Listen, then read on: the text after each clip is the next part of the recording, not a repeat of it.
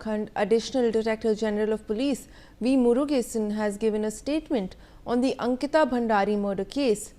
He asserted that the investigation was conducted in a fair, transparent and professional manner, adding that courts at every level had expressed satisfaction with the probe.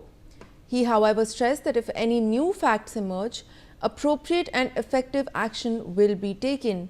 This comes days after a fresh controversy erupted after Urmila Sanawar, actress and wife of former BJP MLA from Jwalapur Suresh Rathore, had posted a clip regarding the Ankita Bhandari murder case.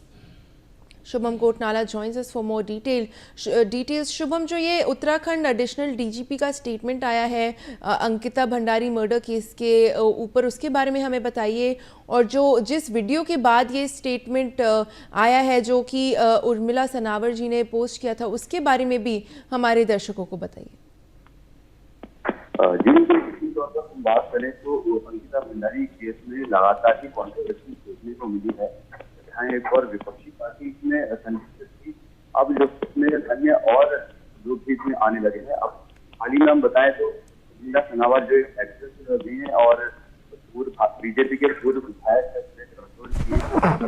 भी हैं, तो ऐसे में उनके द्वारा कुछ statement दिए गए थे। सबसे पहले उनके द्वारा ये स्टेटमेंट दिया गया था कि उनके पति के साथ जो कथित पत्नी है उनके सुरेश राठौर, उनके साथ उनकी कॉन्ट्रोवर्सी थी। उसके बाद उन्होंने एक के बाद एक बातें खुलने लगी और बीजेपी के कई जो बड़े नेता हैं उन पर भी उन्होंने आरोप लगाया है कि अंकिता भंडारी केस में उनकी भी संलिप्तता है।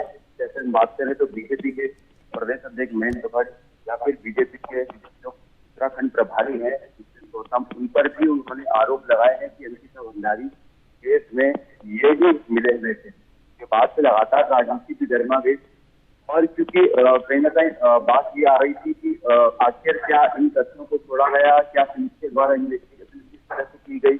तो अब जो है एडीजी का इसमें जो लॉ एंड ऑर्डर है उनका भी स्टेटमेंट सामने आया है कि जो भी तथ्य आ रहे हैं, क्योंकि उत्तराखंड में इसमें सबसे ज्यादा ये मामला जो है पकड़ता जा रहा है और राजनीति की इस मामले पर देखी जा रही है।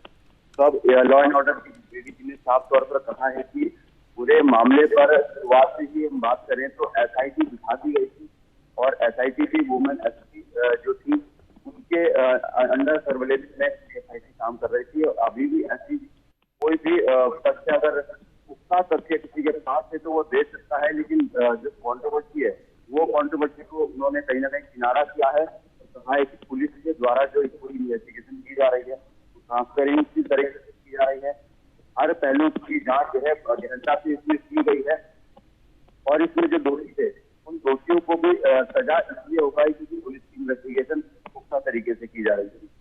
तो इस तरह के स्टेटमेंट अभी एडीजी का सामने आया है। कहीं ना कहीं हम देखें तो उर्मिला सनावर ने लगातार आरोप लगाए, हालांकि अब उनके खिलाफ भी केस बीजेपी के नेताओं ने लगाया है और बिशन गौतम ने सीधे तौर पर उनका नाम लेते हुए और अन्य तमाम जो प्लेटफॉर्म है उनके माध्यम से अपनी छवि खराब होने के चलते जो है किसी भी शासन को लेकर उत्तराखंड शासन को इस पर जो है कड़े एक्शन लिए जाए।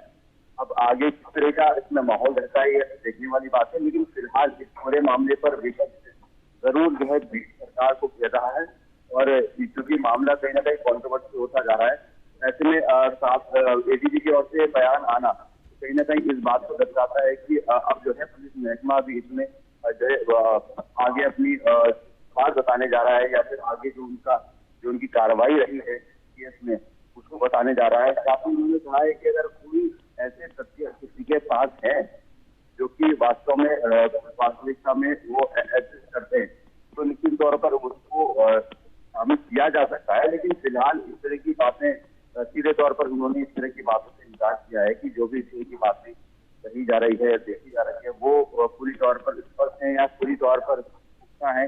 इस बातों से पूरे तौर से इन्होंने किनारा किया है। जी, देखने वाली बात है कि आगे जी बिल्कुल। Shubham, thank you for joining us with all of those